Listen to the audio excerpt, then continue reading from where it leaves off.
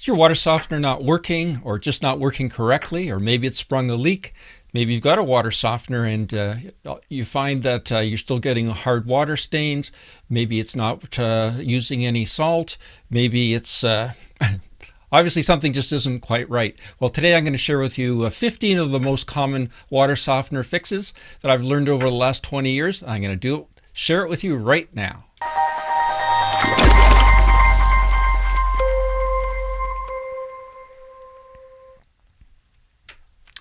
Hi, I'm Gary the Water Guy, and I simplify water filtration to help you conquer crappy water for your family. So this live stream is for everyone, and what we're showing here today is whether you're a do-it-yourself homeowner trying to fix your own water softener, or whether you're a plumber or a water treatment professional like myself. It's going to be a lot of great information I'm going to share with you. And again, I've learned this over the last 20 years or so in the water filtration business. And so whether you're watching this live or watching the replay in the future, it's going to be a ton of information here. Now, the big advantage of watching this live is that you get to participate. And that way I can tailor the presentation over the next hour or so with your questions. So please submit your questions and your comments. I'd really love to read them and to answer them live here on YouTube. And like I say, the replay will be available at all times. So if there's information that I covered, but you kind of missed, or I was a little bit quick going over it, you can follow up with that at any time. Now, I always like to start something like this with sort of the basic information, and that is, if you're trying to repair your water softener, you really need to know how a water softener works. And it may not be quite as intuitive as you think. Now, I should mention, a water softener and a tannin filter work exactly the same way. So pretty much all the information I talk about here today will apply to a tannin filter. What's a tannin filter? In case you don't know, for people that are on surface water or well water that has that weak tea color, that's called tannins, and a tannin filter removes that. So anyway, let's keep going here on talking about water softeners. So this is my video, how a water softener works, and like I say, I really suggest you check it out in the in the description down below. I've got links to all these videos that I'm talking about, so there'll be a link to that video. And again, if you're not sure how a water softener works, I definitely suggest you check that out before we go any further. So all right. So this is the parts of a water softener. So again, I'm going to be talking about different parts of the water softener here today. And so you can see here, we've got the valve at the top, we've got the media tank, and that's what the valve is attached to. And what's inside the media tank obviously is the media. And then we've got the brine tank, the brine well, and of course the salt that's inside there. So, all right, so let's keep going here.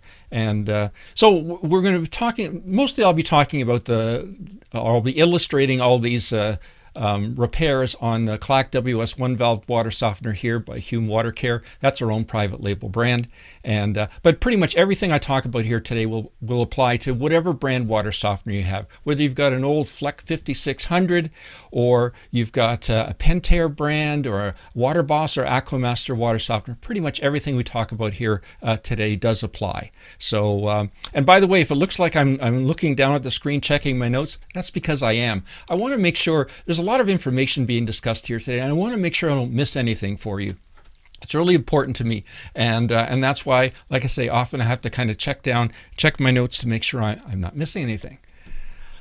All right, so we always start with the most obvious things first, and yeah, I'm going to go through the more complex stuff a little bit later on in this presentation today, in this live stream, but I can't stress just like troubleshooting any product or any piece of equipment, you need to make sure that you check the obvious things first, and that's what we'll be going on to. It's like your car. If it starts making a noise, you don't automatically replace the engine. You do a little bit more checking. So So I guess the first thing always is your water softener working? So you may think that it's not working properly, or you're not sure if it's working or not. So we always test the water. That's always the first thing.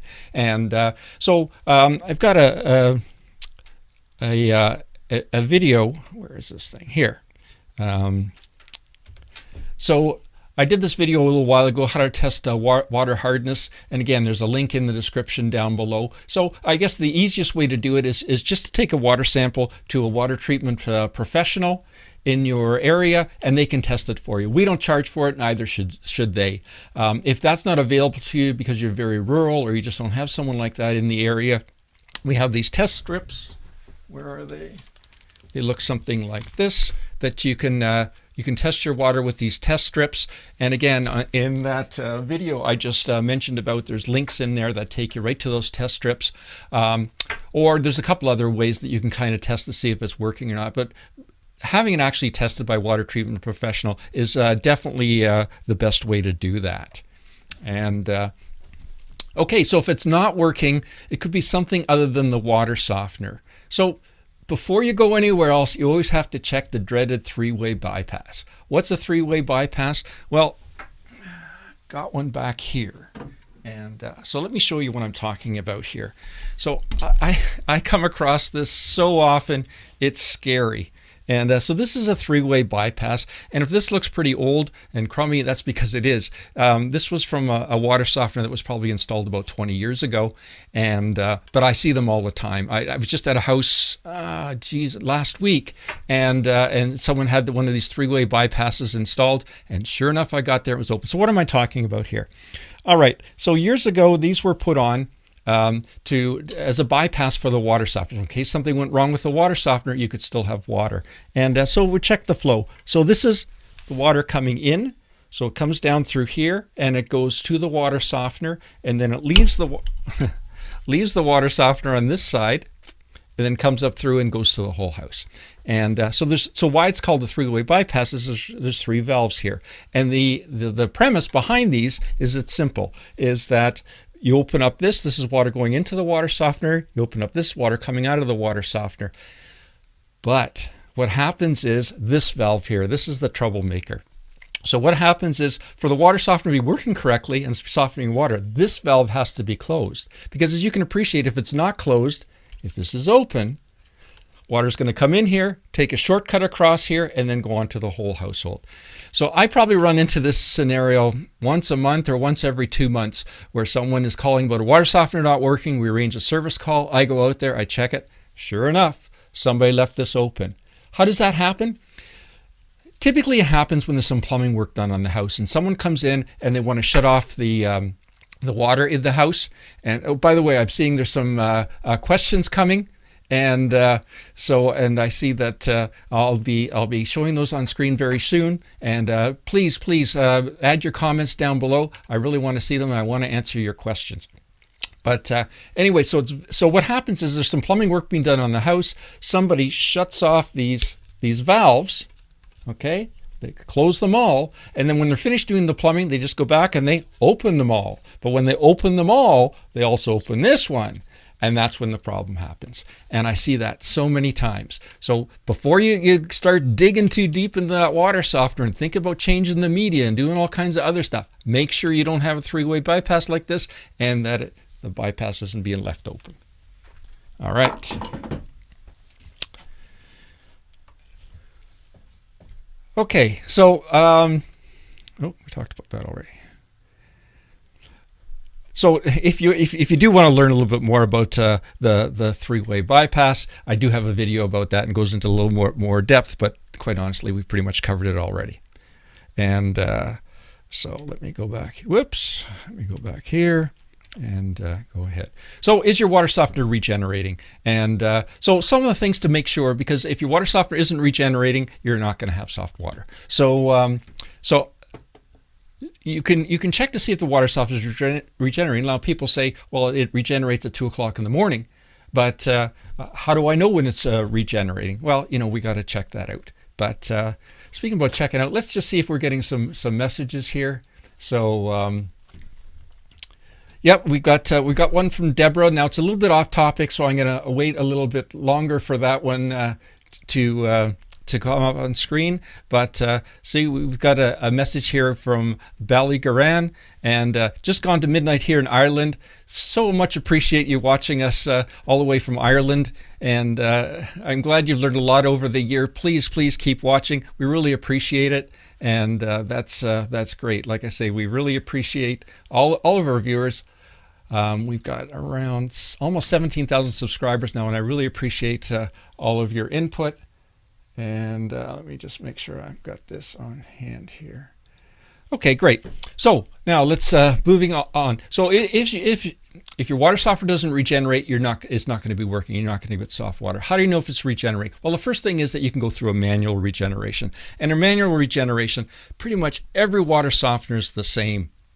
That has an electronic valve. There's a regen button. You hold it down for 5 seconds. The regeneration starts and it goes through a cycle. So that's one of the things you first need to do is go through and check that the water softener is actually regenerating when you manually regenerate. Now, what could lead to it not regenerating automatically as it should? Well, there could be a couple things. Blank display. So that's always the first place to look. So I think you can see up here. Let me just check full screen. Yeah, you can see it. Great. Okay. So so what you need to do is check up here to make sure, like this one's displaying the current time, and that's important. But you need to make sure that it's obviously it's lit up and it's working. Make sure that the meter's working. What do I mean by the meter is working? So on most water softeners, including this Clack WS1 valve water softener, it's a metered water softener. The 5 buttons are metered water softeners. By the way, the 3 button ones, in other words, 3 control buttons on the front, aren't metered water softeners. So they're a time clock, so you have to set them for 3 days, 5 days. You do a calculation to do that. But you need to make sure that the meter's working. How do you know that the meter's working? Basically, you go anywhere in your house, run some water, and you'll see some flashing up here. So I'll show you how that works. Just a sec here.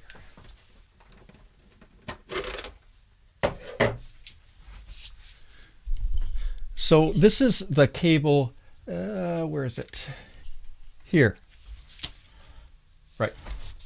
Here. I don't know if you can see it or not on the screen, but it says the word meter there. So if we disconnect that and I connect another meter here. Now, like I say, normally in your household, you would just run some water and you see what's happening. So let me make sure you don't get any glare there. So do you see the word softening flashing up there?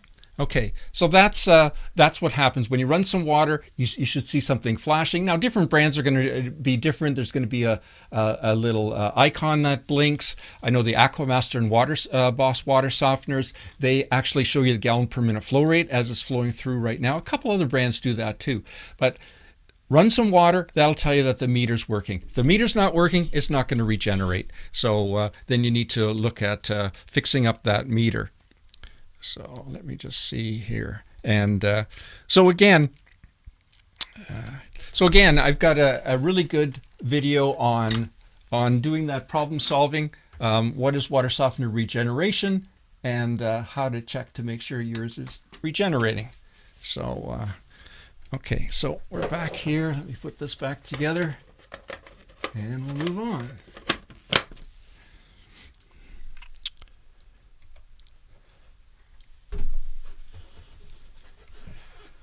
All right, and I've got a couple other really good videos on troubleshooting the blank screen, etc. And again, the links are down below in the description. If for some reason I missed one, just add it to the comments, and I'll add a link to that a little bit later. All right, so salt. I would say salt leads to more concerns with water softeners than just about anything else that I can imagine. So don't skip past the salt possible concern before you start, like I say, rebuilding the head or changing out the media or doing something bigger. Go through the salt things first. So has your water softener stopped using salt? So, and again, that's tied into the regeneration, right? If the water softener is regenerating properly, the salt level will keep dropping. Water goes in, absorbs the salt, sucks out that, becomes brine. We suck out the brine, it's used to regenerate the media, and we get rid of it. So if the salt level isn't dropping, then there's a problem. So you need to zero in on that first, okay? Is your water softener using more salt than typically? So why would a water softener use more salt than typically? Almost all water softeners these days are metered water softeners, and that's definitely the best kind of water softener to go with. In other words, it measures how much water you use and your family uses, and then regenerates based on that usage. So why would a water softener suddenly start using more salt? You got a leak somewhere, okay? And the most common is a toilet flapper. So in a toilet, so this water softener here, I should mention too, So this is a Clack WS1, a CC valve water softener. So if we press next 0.0 gallons per minute flow rate, okay. So I've actually, so the meter in this is actually quite accurate. So I've actually been in situations where customer was saying, oh, we put in this new water softener, or we've had this water softener for a couple of years. All of a sudden it's using salt like crazy. We can't understand that, why. And then I just press this next screen and I say, is anybody using water in the house right now? And they go, no. And we see it showing 0.1 or 0.2 gallons per minute flow rate. Well, believe me, if you do the arithmetic, 0.1 gallons per minute, 60 minutes in an hour, 24 hours in a day, if you figure all that out, that's a lot of water being used. And then, of course, the water softener is going to keep regenerating because it's counting down the gallons. And so that's something you definitely have to watch for. The type of salt you use matters. And again, I've got a pretty good video in, I'll flip this over here. Yeah, so I've got a good video on what's the best salt to use in your water softener. And again, it does make a difference. It does make a difference. So it's definitely something that you want to check, and it's something you want to keep on top of, the type of salt that you use. And again, there's a link to that video down below. And does the amount of salt in the brine tank matter? Yeah, absolutely. And we see this all the time. So for the water to absorb the right amount of salt to make the right concentration of brine, okay, the water has to be touching the salt. So if you've got, this much this much salt in the water softener, but this much water, okay, the water that's above the salt isn't touching the salt, so it's not going to absorb the salt, so you're not going to get the right concentration of brine to properly regenerate the water softener. Now, the water softener doesn't know that your salt level is too low, right? It doesn't know that. But so it goes through the regeneration cycle, then it runs out of capacity earlier because it doesn't have enough sodium to properly regenerate the media, and then you run into problems. So that's something you need to address. And again, having too much salt in there. Too much salt in there leads to bridging, leads to salt clog at the bottom. And so again, that's definitely something that you should check out. So again, I've got a great video on that topic. And we'll go back here. And okay, what about salt clog? So a salt clog is, again, super common problem with water softeners. And again, it's from either using the wrong salt, or using keeping it too full. And I see this all the time. We're up here in cottage country north of Toronto, and so we see, little old lady's living by herself, and she's got this well-meaning grandson that comes over and just jams that water softener full of salt. And what happens, that salt weights down on the salt at the bottom.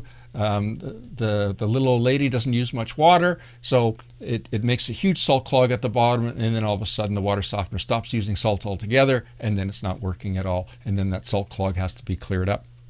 And it's not all that difficult to clear up a salt clog. Again, I've got a great video on that topic, and definitely follow the advice in that video, because I've seen people in there with all kinds of sharp instruments and that, trying to pound that salt clog out of there and get that sorted out.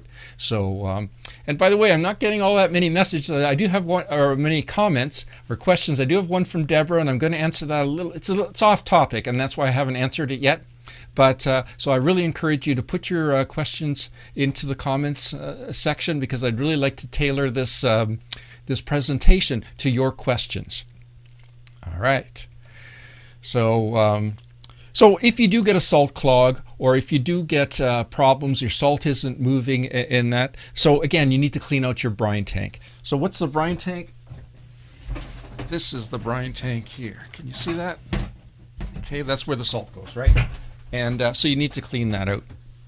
And so again, I've got a pretty good video that talks about cleaning out the brine tank, and it's a fairly straightforward process. If you have a two-piece water softener like this one here, with the media tank and the brine tank separately, it's a lot easier to disconnect that brine tank and then take it outside. How do you disconnect the brine tank?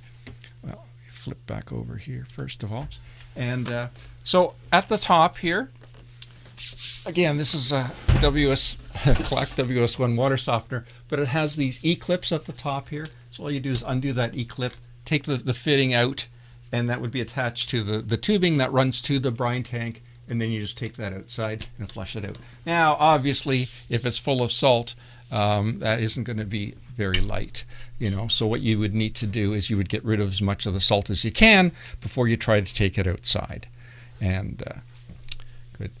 So the next thing you need to make sure of is that your water softener settings are correct. So I see this happening all the time, is that someone installs a water softener. They're all enthusiastic about getting this water softener installed. The default settings in the water softener from the manufacturer are set for a hardness of 20. And they go, I guess that should be good enough. And instead of actually having the water tested. So what happens is maybe their water's a hardness of 6 or 7 or 10. So let's say if it's 10. So if you install a water softener set for 20 and your hardness is actually 10, then over the next 5, 10, 15, 20 years, you're going to be using twice as much salt as you need to use. And that's a problem. So make sure you check that. The opposite is also true. And that is when, you know, if your hardness is 30, 40, or sometimes 50 or 60 or 70 even, and the default is set for 20, you're going to run out of capacity really, really soon. And you're going to be wondering, why is this water softener not working? So definitely you need to check that out. The basic salt settings are super important. Another thing to check is the regeneration time. Okay, so regeneration time by default is set for 2 a.m. because the idea is that most folks are asleep at 2 a.m. There's very little water being used. Why is that important? Because when the water softener is regenerating, it goes offline. Okay, so if the water softener is regenerating at 2 a.m. and someone happens to be doing laundry at 2 a.m., what's going to happen is, since it's offline and you're using a lot of hot water, let's say, for doing the laundry, then you're going to drain the softened water out of the hot water heater and you're going to replace it with untreated hard water. Then for the next 2 or 3 days, everyone in the family is going to be saying, hey, how come we're getting all this staining? How come we're getting all these problems, all this hard water staining? My hair doesn't feel right. The soap doesn't lather up correctly, and that's because you're using hard water. So now all of a sudden you start thinking, hey, what's wrong with the water softener? It's just because it's set for the wrong time. You may have a family that's shift works, or you have night owls or something like that, where you use a lot of water in the evening through the night. And because of that, you run into that situation. But that regeneration time can be set for any time, okay? Any time at all. So it's easy to set. Just check your manual. And this Clack WS1, like I say, it's super simple. So you just press the next and the up button. Okay, so again, I was talking earlier about the default. So these come with a default of 20. And then we press next.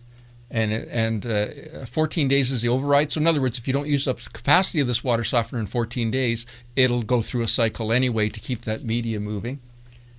Press next. So again, that's the 2 a.m. That's the regen time. So you can press up or down, next. That'll be the minutes, up or down, next. And press next. We're back to the home position. All right, when it shows the current time, that's the home position. All right, let's move on. So yeah, programming is super important. Too much water in your brine tank. So how do you fix too much water in your brine tank? Well, you got to figure out where that excess water is coming from.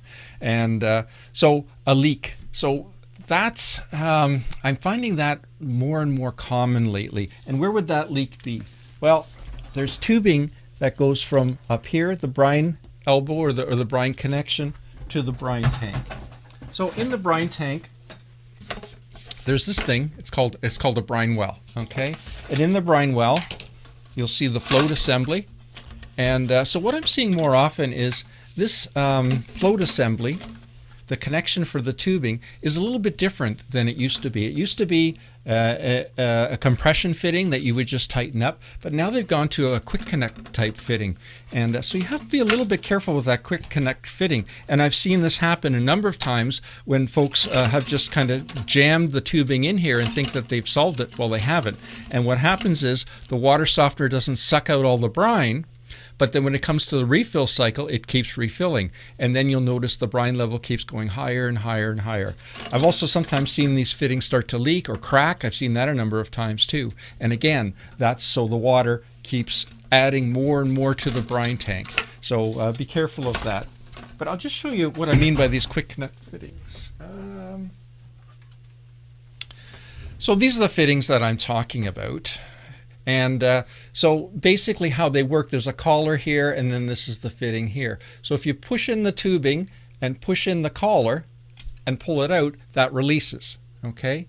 But to put this in, you have to push it. So so the other thing you have to be careful of is those floats have a keeper in here, and it basically, I'll show you here.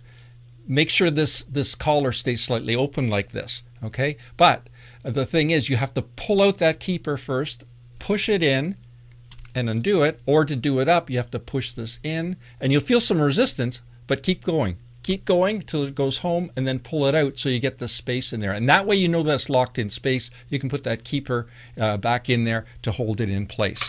So that I've seen that happen more and more often in the last couple of years, I think. The float could be set too high. And now the float, there's always a misconception about the float in here, and that is that the float doesn't actually determine the water level. I mean, often people think that's true, but it's an emergency. And the idea is if the water level gets going too high, then what happens is the float will shut off the water so it doesn't overflow. Now, you do have to be careful with this float, and the opposite is true. If you set it too low, then the right amount of brine won't get in there. It'll shut off prematurely, and again, you'll have problems with the water softener not working correctly. So make sure you check that float and adjust it. Well, how do you adjust it? I will show you. It has these little rubber rings here. I'll pull this a little closer so you can see a little better. These little rubber rings here, and so what you can do is you can actually pull those rings down. If you need to move it down, see the top one here? Push that down. So that adjusts it that way for down, or obviously the other way is back up. Another reason that your brine tank could be overflowing is the drain line could be clogged or frozen, which of course is also clogged. So again, in the Great White North where we are here, it's very cold. It's freezing outside for many months of the year. And again, I got lots of service calls. People come out or people say, oh, my brine tank is overflowing, my equipment isn't working, etc. I don't know what's wrong. And often I ask them, is the brine line frozen? Is the drain line frozen? Oh, no problem. Sure enough, I go out there and sure enough, it's frozen. So one clue to that, by the way, is when you put it in the regen cycle, the first cycle typically is a backwash. So backwash, you'll hear water rushing to the drain. So if you put it in the regen cycle and there's no water rushing to the drain, that's because something's frozen or something's clogged. So anyway, let's have a quick look and see what kind of messages we're getting here. And so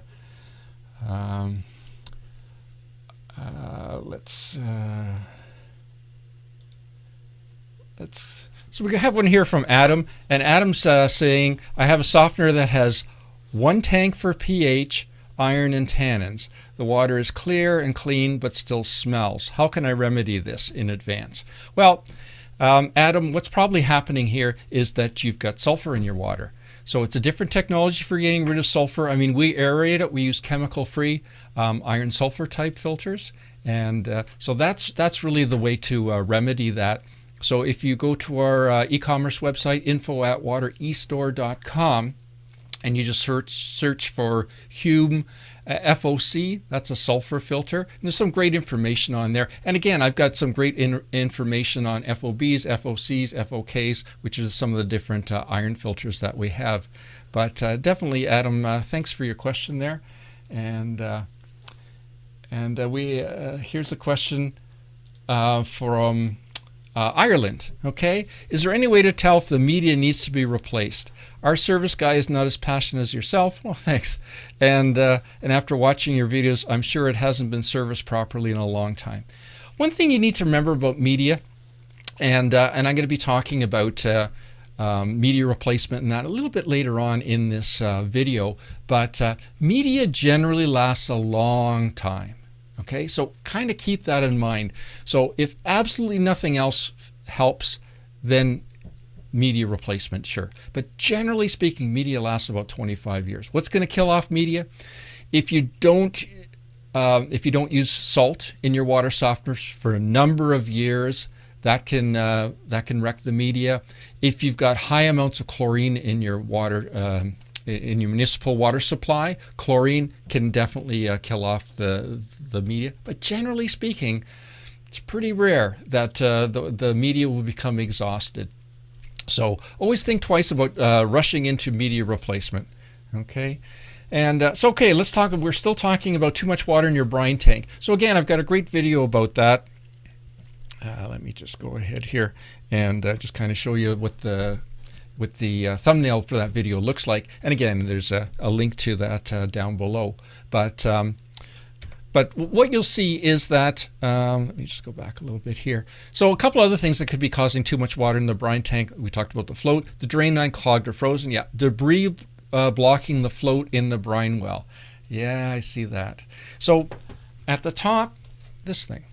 So at the top of the brine well, you'll see a cap that looks something like this, right?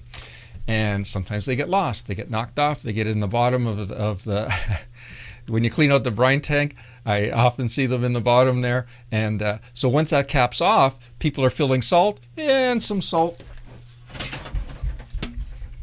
ends up inside here. Well, what happens is it blocks the float and holds it in place. And then that can cause all kinds of grief. But luckily, it's pretty straightforward to pull that float out.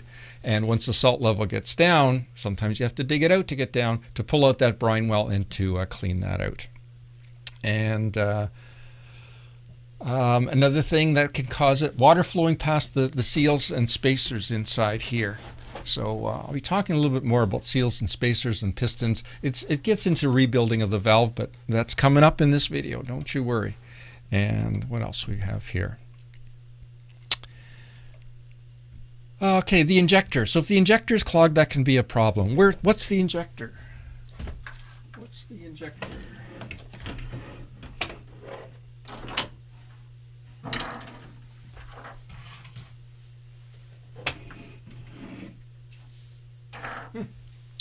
I had one ready for you. It was a purple one.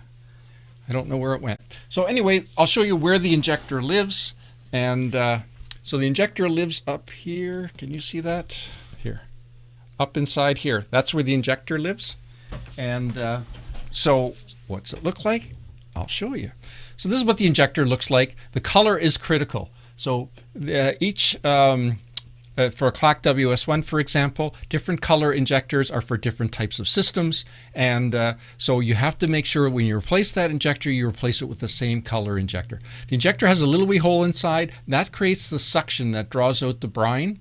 And if you have iron in your water, that hole will become clogged fairly readily. But I've actually seen water softeners that are, I think I had one that was like 3 or 4 months old. The folks were on well water, and what happened was they sucked up some debris from their well and it lodged right inside that injector. And because of that, I guess it was a water softener, stopped working. And so until I opened it up and pulled out that piece of dirt that was stuck inside there, it worked fine after that. So yeah, definitely something to check out.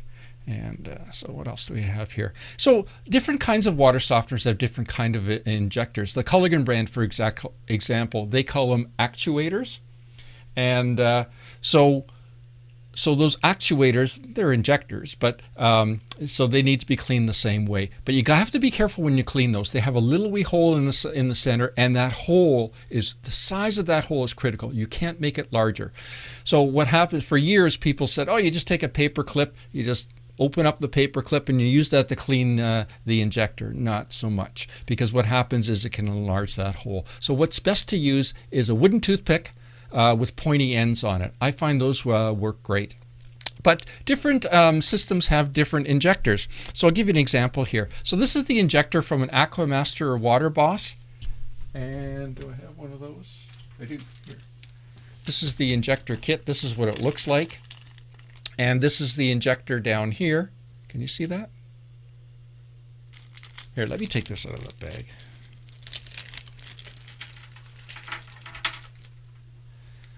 All right, from a water softener, Water Boss water softener.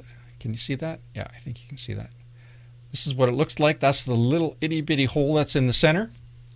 And now with a Water Boss water softener, you can't just pull out that injector, clean it, and put it back in.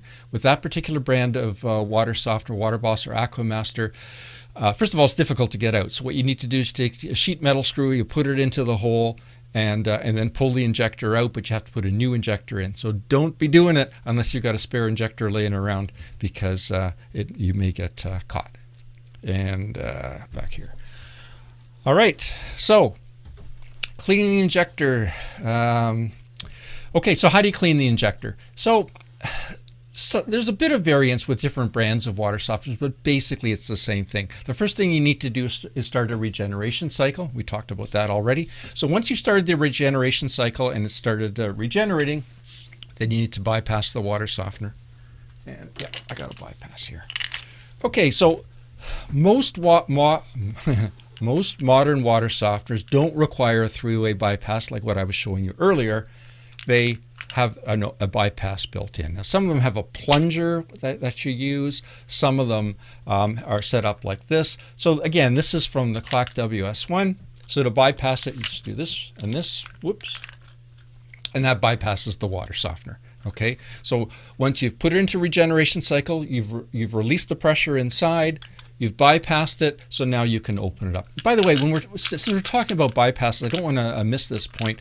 One thing you should do is exercise this bypass from time to time. What I mean by is bypass it once a year, you know, and that'll make a huge difference. I was to see a customer yesterday. It was a 15-year-old piece of equipment.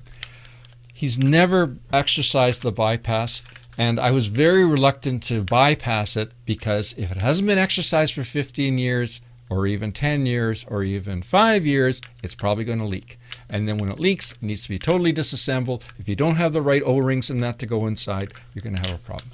So exercise that. Okay, so we were talking about replacing or cleaning out the injector. So again, you regenerate it, put it on bypass, and then you open up the top part here. I'll show you here again. This part up here. Oops, sorry. This part up here, you unscrew that, and then it's pretty neat with the Clack water softeners. The cap you can actually use as a tool to pry out that injector, and it works really well, and go from there. All right, let's see, what else we got here? Brown water or water that smells like garbage. So again, I'm getting this one a little bit more often. So brown water, where does that come from? Haven't had, you know, the water's been fine, got soft water, everything's fine. All of a sudden we get some brown water. Okay, now if you're on a municipal system, check with the municipality, or you can bypass your water softener, run some water and see if it's the water coming in. We live in Midland, Ontario here. That's where our business is. And this end of town, we get brown water fairly frequently, about 2 or 3 times a year. And once I've done some investigation with the municipality, I found when they backwash the fire hydrants to get rid of the sediment out of the fire hydrants, that's when we get the brown water. So, and unfortunately, it usually lasts for about a day or so. So it may be the water coming in. A water softener isn't going to remove that, by the way. So that could be one possible source of brown water. Another source of brown water is if you haven't used your water softener, maybe you've gone away to the sunny south or something like that for a month or 2 months or something like that. You come back, you run the water's brown. And that's because the media inside the water softener can actually give off color when it sits dormant for a period of time. But just run the water softener, backwash it, or regenerate it a couple times, you'll be good to go. Water that smells like garbage. Again, check to see if it's coming from the water softener. If you get that, literally it smells like garbage. And if you get that, then what you need to do is bypass the water softener, see if you still get that smell. If you don't get that smell, it's coming from the water softener. So there's a couple things that you can do about that. Basically, what you do is you pour a couple ounces of bleach into the brine well, regenerate the water softener. Often that gets rid of it right away. Sometimes you have to do it 2 or 3 times. I do have a video, yep, right there, that actually goes through the whole procedure in a whole lot more detail than I just did glossing it over. And like all these videos I talk about throughout this live stream, I've got the link down below in the description, so you can check it out there. All right, moving right along. So Yeah, so another thing that I've seen with the brown water is if you're not on a municipal water system, if you're on your own well water system, and again, all of a sudden you get brown water. I've seen this happen a few times recently, and what happens is if you have iron in your water and you're using your water softener to get rid of that iron, I've seen that happen. And when it happens, it seems to be it's a metered water softener, but it's not regenerating often enough to get rid of the iron. So I'll give you an example. It's a scenario where might be one person or two people living in the household. The water isn't all that hard, but there's iron. So generally speaking, an iron filter should regenerate every 3 days. But because the water softener is set for the hardness and not necessarily for the iron, the water softener goes 5, 6, 7, 8, 9, sometimes 10 days before regenerating. So what happens is that iron builds up in there. After it regenerates, you get brown water. And you'll get that for, I don't know, maybe 10, 12 toilet flushes or something like that, and then it goes away. How do you get around that? In the water softener, we'll check the settings again on this Clack WS1. You press the next and the up button together. Oops. Next and up button together. Okay, it shows you the hardness. We go next. The days override. It's set for 14. Okay, in a scenario like that, you're going to have to change it to about 3 days or 4 days, something. You can start at 5 days, and if you keep having a problem, tailor it back to 4 days, that kind of thing. So that if you haven't used up its capacity in 4 days, it'll automatically go. And that'll get rid of that brown water that's being caused by iron in your water softener. All right, great. So moving on. Is your water softener leaking or sweating? So leaks are something that we need to talk about here. Water softeners don't leak all that often, but they do leak from a few different places, and I'd like you to check them. So you have to remember gravity is the water's going to end up on the bottom, right? So I hear people calling me occasionally. It's not very often we get a call for a leak, but when we do, they'll say, "Oh, my tank is leaking from the bottom." Okay, we go out there. And there's definitely a puddle on the floor, but it typically starts from up here. So if a tank cracks, and cracked tanks aren't that common, but they do happen, and they crack right at the top here, right at the very top, where the valve screws onto the tank. And how you know it's cracked is that when you unscrew the head, okay, you'll see it looks like a pencil line at the very top, and that's a cracked tank. So again, doesn't happen very often, super seldom, but again, and especially if it has a jacket on like this, the water will run under the jacket, and then you'll see the puddle on the ground. So that's one place that water softener leaks. So another place that I'm seeing, and I've seen that with the Clack WS1s, is here. This is called a drain elbow, okay? And when Clack built these, one of the selling features, I remember when Clack WS1's been around almost 20 years, and we've handled them right from day one. And I still remember going to the classes, and one of the selling features they talked about was this. And they said that this was an air intake, and it would make when it's regenerating, it would make it quieter. Well, what we found over the years is that water will start leaking out of here, okay? So it doesn't happen to every water softener. It doesn't happen all the time, but I have seen it happen. In fact, I had a customer about 4 or 5 months ago, had a Clack water softener that we installed, and they had a Clack FOB iron sulfur filter that we installed. And I went out there, and they had a leak, and sure enough, the water was leaking from here. So it was leaking from the water softener. Replaced it. A week later, the same customer calls back and says, "We still got a leak. I don't think it's from the same piece of equipment." I went out there, and sure enough, the iron sulfur filter, between the week that I was there and the next week, it started leaking there. So I should have replaced them both at the same time when I was there the first time. But anyway, live and learn. So it's not that common that happens, especially that close together, but it does happen. Let me just see if we're getting some comments. Oh, we are. So let's just see what we got here.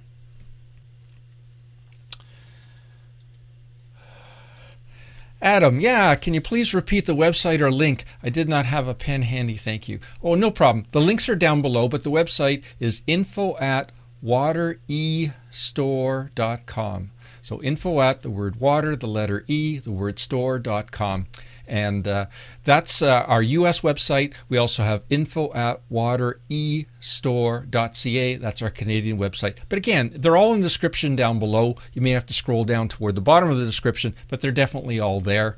And if you have any questions, please send them. If you're looking for a part, just email us a picture. Take a picture, send it off to us, and we can help identify it. Speaking about pictures, so right at the beginning, I hope Deborah's still with us in this, but Deborah asked an off-topic question, and that's why I didn't want to get right into it right away, but she has a GE reverse osmosis system. It's a very early model, 2004, 2005. I find that the filters, specifically the reverse osmosis on the top, are difficult to find. What she's referring to is the membrane on the top. New ones don't fit right. And then Deborah has a follow-up comment on there saying, well, where do I find them? And so the best thing to do is, again, email us a picture of what you have and we can identify. We do that every day here. We get emails looking for a certain part. So great. And let me just see who we have here. We have Chris. And where's Chris from? Thank you for the great video, watching from Florida. Hey, welcome, Chris. And on well water, is it safe to use water in my house while my sulfur or sulfur filters the regeneration cycle? Yeah, sure thing, Chris. We talked about that a little bit earlier, but yeah, you can use it, okay? But just remember, if that water softener or that iron sulfur filter is regenerating, it's offline. So the water that you're using, it's going to be untreated water, and if you're using a lot of water, like in a hot water tank, it's going to fill up that hot water tank, and you're going to have untreated water for the next couple of days, and your family's going to complain. So reset that regeneration time sometime when it's more appropriate. If you're just talking about toilet flushing in the middle of the night, don't worry about that at all. Just that's no problem at all. Well, great. Thank you very much for those comments. Lots more great information coming. We've only got 14 minutes left, so I better move on here. So water, sweat jacket sizing and installation. Okay, so what I'm talking about here is, so again, we're talking about leaks.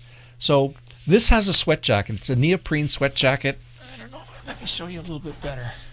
And I love these things. Again, we're up here in cottage country. You see, neoprene sweat jacket. We're up here in cottage country, and a lot of the places we have don't have air conditioning because, again, they're just mostly for summer use. Maybe not this year, but mostly for summer use. And so because of that, they don't have air conditioning, so we have some warm, humid days, and these things tanks just become totally wet, and they drip down. With these sweat jackets, it minimizes the sweating from condensation, and we have a lot of customers in the U.S. that order these sweat jackets from us.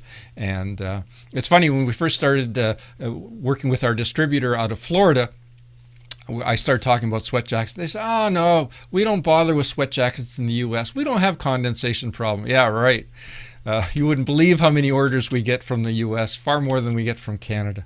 So that's an important thing. And again, I've got a great video that talks about sizing up these jackets and how to figure out what size you need and the installation. The installation is quite simple, as you can see, with a zipper on the back, but we've got more information about that. All right, let's move along here. So if you think your water softener is leaking, the first thing to do is bypass it, right? Put it into bypass. Where's my bypass? It's in service like this. Put it into bypass. And by the way, if you've got a Pentair water softener, a Fleck water softener, these are black, so they're not as common. But if you read on the top here, you'll see which way you need to turn the bypass to put it into bypass, so you don't go wrenching it and breaking it off, which would be a disaster, of course. So bypass the water softener temporarily. Walk away, check it again a few hours or a few days later. If it's still leaking, then it's definitely the water softener, and then try to pinpoint that where the leak comes from. Sometimes it only leaks during regeneration. So then what you do is once you put it back into service, then what you would do is check and see, put it back into service and then check, put it in a regeneration cycle and watch it closely to see where it might be leaking from. It might be leaking from the drain line, a connection up here to the drain line. This is up here. or it might be leaking from somewhere else, but go through a regeneration cycle. And again, check that the line that goes to the brine tank, because it may be leaking at the brine tank, right? So make sure you check that out. All right. Poor performance from your water softener. It's working, but just not right. What should you do? Periodically using a product like ResCare or Pro Rust Out. I got them back here. Something like this. I mean, it doesn't have to be this brand. I mean, there's lots of products out there with a similar brand, but it's a media cleaner. And if you're on well water or something like that, it's a really good idea to use that product to keep cleaning that media. I've had water softeners that the customer was convinced that we needed to replace the media.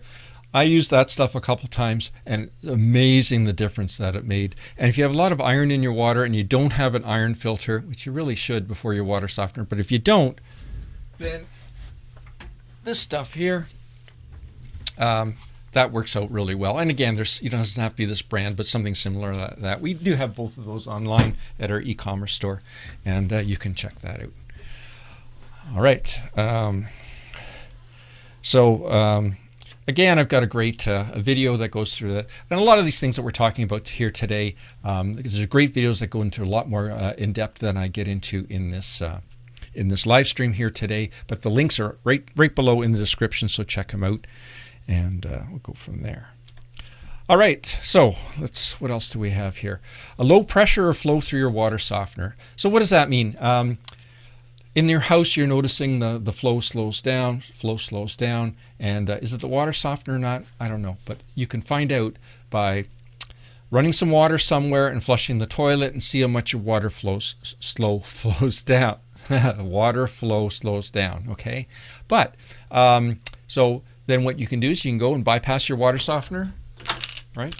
Bypass your water softener and do the same test.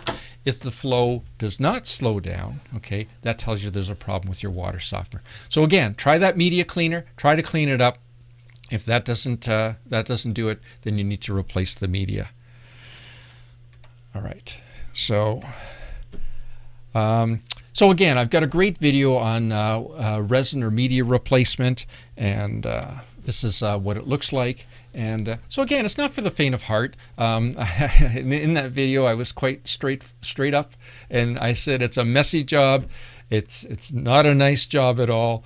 Make sure you leave lots of time for doing it, because it's no fun whatsoever. In fact, when I was making that video, I actually even hurt my back because the tank's quite heavy. I think in the video I may even mention something about having someone around to help you carry that tank outside when you do the. But anyway, I didn't follow my own advice, which does happen. All right, electronics water damage. So electronics. So we talked about blank display up here or water damage. Watch for condensation. Pipes that run across over water treatment equipment, you get condensation, water drips into it, and wreaks havoc. Another thing that wreaks havoc on electronics is surges, power surges. So again, I suggest a surge suppressor, the kind of thing you plug your computer or your expensive TV or stereo into. Good idea for the electronics. I mean, these circuit boards in here are not inexpensive, so definitely check that out. But insulating the pipes, any pipes that run over above your water filtration electronics, definitely a good idea. All right, and so again, I've got a good video on this. This is primarily, it talks about ultraviolet, but it applies to any kind of water filtration equipment. And, whoops. And water keeps flowing to the drain. Okay, so this is another one that you hear water running or you're not sure. And first of all, how do you know that water's flowing to the drain? Well, what you can do is you can actually test it. So what you do is you put your water softener into bypass. And once it's in bypass, you disconnect the drain line, which is up here. Okay, make sure it's in bypass first though, right? And then you pull out the E-clip, right? And then if water is slowly trickling out of the top here where you pulled that off, that tells you that water is flowing to the drain. And Usually that's a problem with older water softeners, or again, water softeners that are also dealing with iron on an ongoing basis. And so because of that, it needs to have the seals replaced, etc. And that's a bit of a process, but I do believe, yes, it is. Yeah, I do have a great video that I made on that, on how to tear down and actually that was another live stream, show you how to tear down the clack. And through that video, I actually tear it down right in front of you. And I think I use old Frankenstein, an old water softener that I've cobbled up together. So to check that out. So anyway, all right. I think we're getting some more comments here. Don't want to fall behind here. Okay, I have one here from Richard, and I'm watching intently because I'm about to install my new water softener from you. Hey, Richard, appreciate the business. That's great. Thanks for the great info. And so again, we've got, for Richard and for everyone else out there watching, we've got a great playlist of water softener installation. If you'd like to see it, just put a comment down below and I'll respond within the next day or so right to that playlist. It goes right through, I think there's 5 videos in that playlist, but it goes right from where to install a water softener, how to do the plumbing, how to connect it, like how to connect it specific. Oops, let me get this a little closer. Specifically for the clack WS1 valve. If you've got a water boss water softener, it goes into that and talks about programming and putting it in a service. It's a great playlist. Like I say, 5 or 6 videos. So Richard, definitely check that out. And anyone else that's out there that's thinking about installing a water softener, I highly recommend it. And whoops. Great. And thanks for all those questions, guys. And ladies, I see what else I got. Water tastes salty. Okay, make sure that the basic hardness settings are correct. So again, you know, if your water has a hardness of 10 and the water softener is set for 20, you're going to have salty tasting water. So make sure you check that. Plugged injector. We talked about the injectors earlier, making sure that they're not plugged. Check that out. Low water pressure can cause this. So if you have very low water pressure, maybe 20, 15, 22 psi, that you can end up with that problem. Drain line or flow control is restricted. Drain line flow control is inside the drain line here. When you disconnect it, there's a little grommet in there. Make sure that's not restricted. And excessive amount of water in brine tank. So again, if you got a leak, there's too much water getting in the brine tank, when it regenerates, it's going to try to suck out all that water. So there's way too much sodium and you end up getting salty water. So let's check that out. Insufficient rinse time. So again, one of the great things about the clack valves, especially this 5-button CC version of the valve, is you can lengthen the rinse time